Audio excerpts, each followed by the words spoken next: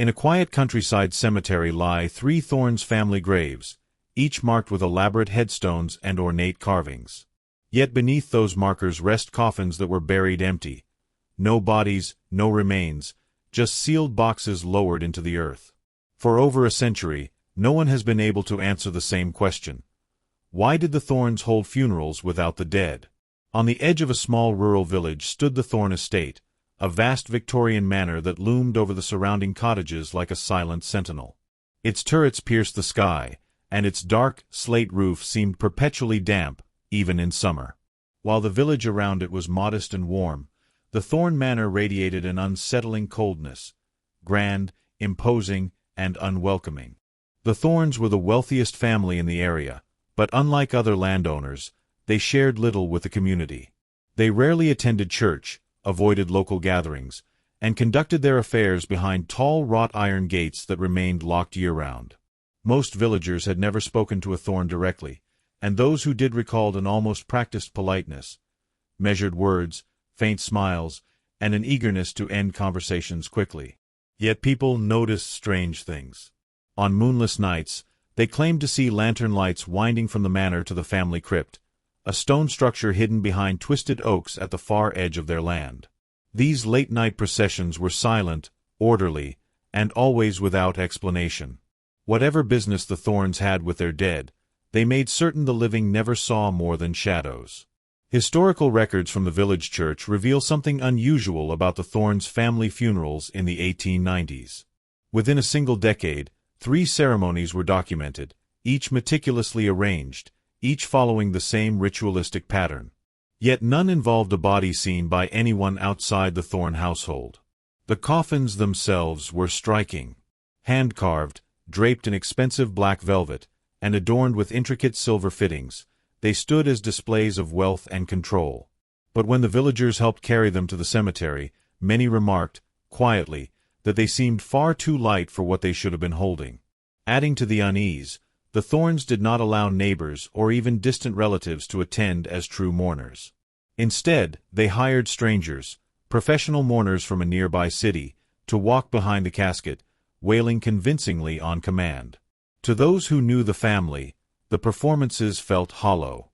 The Thornes themselves remained cold and almost detached, as though they weren't grieving at all but simply completing an obligation. In 1891, the Thornes announced the death of Annabel Thorne, their eldest daughter, after what they described as a long and private illness. The town's physician, who had previously treated the family, was surprised to hear the news. He had not been called to the estate in months and was not invited to verify her passing. When the day of the funeral arrived, villagers noticed something unsettling. Annabel's coffin was already sealed shut when it left the manor, its lid fastened with ornate silver clasps. No one outside the immediate family had seen her body. Whispers spread quickly, but the Thornes offered no explanations and refused to let anyone open the casket out of respect for her delicate condition. As the small procession reached the cemetery, a rumor began that would haunt the village for decades. A boy standing near the churchyard fence claimed he heard a faint, rhythmic sound as the coffin was lowered into the ground. It wasn't the creak of wood or the shifting of ropes, it was tapping. Soft, desperate, like knuckles against the inside of a box. In 1894, just 3 years after Annabel's mysterious burial, tragedy was said to strike the Thorne family again. Their only son and heir, Charles Thorne, was reported to have drowned in the river that bordered their estate.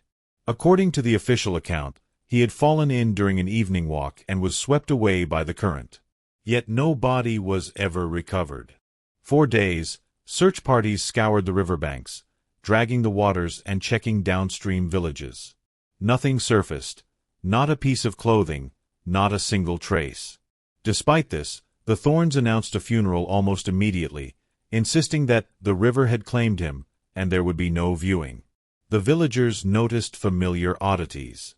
The coffin, once again finely crafted and sealed shut, seemed unnaturally light. The men tasked with carrying it exchanged glances as they moved, whispering that it felt as though it held little more than air.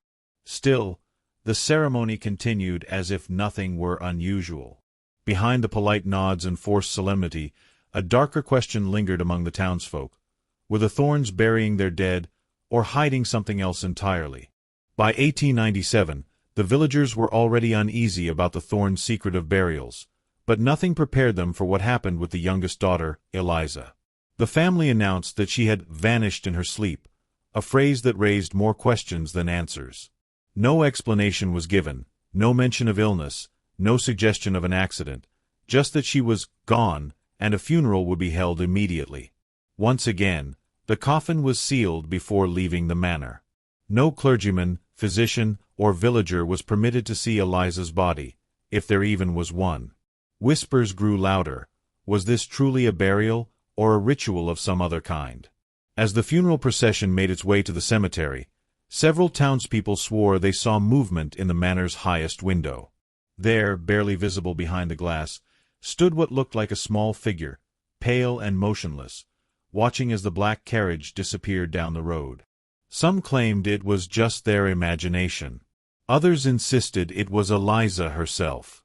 The string of strange Thorne funerals unsettled the entire village. People stopped accepting the family's explanations and began forming their own, each more sinister than the last.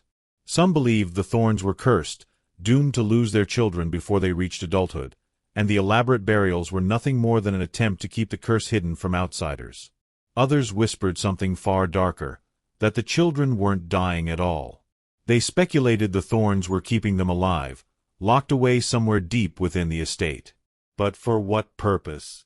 Theories ranged from desperate attempts to avoid some inherited disease, to rumors of rituals that required isolation, secrecy, and perhaps sacrifice. Servants who managed to leave the household added fuel to the fear.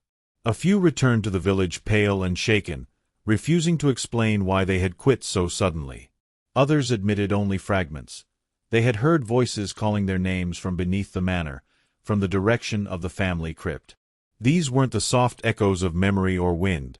They described them as deliberate, urgent, and distinctly childlike. Beneath the Thorne estate lay a network of hidden tunnels that few outside the family even knew existed. These passages, carved from damp stone, connected the manor directly to its private burial crypt. For years, villagers assumed the tunnels were simply a way for the Thornes to move their dead discreetly. But when explorers stumbled into them decades later, they discovered evidence that suggested something far more disturbing. Deep within the largest chamber, far from any gravestone, stood a row of small iron-framed beds, their mattresses rotted away but still indented as if someone had once slept there. Chains, bolted into the walls at ankle height, hung loosely beside them. Most unsettling of all were the marks. Across the walls, near the beds and especially close to the bolted doors, the stone was scarred with deep, uneven scratches, long, ragged lines that looked like fingernails dragged in desperation. Whatever those tunnels were built for, it didn't seem they were meant only for the dead. After the last of the Thornes vanished, the estate was left to decay. Its once polished halls collapsed into splintered beams, ivy strangled the outer walls, and the crypt's heavy stone doors sank deeper into the earth. Villagers avoided the property entirely, and even today, most will cross the road rather than walk past the cemetery after dark. Those who do dare to visit report sounds that should be impossible. Paranormal investigators have captured faint, rhythmic tapping coming from beneath the soil of the 3 Thorne graves. Steady, almost deliberate, as if something below is trying to be heard. Some describe it as a soft knock, others insist it's closer to fingernails against wood. A few visitors have experienced something even more personal. They claim that when they leave the cemetery and glance back, they see their own names, freshly carved, into the weathered stone of the Thorne headstones.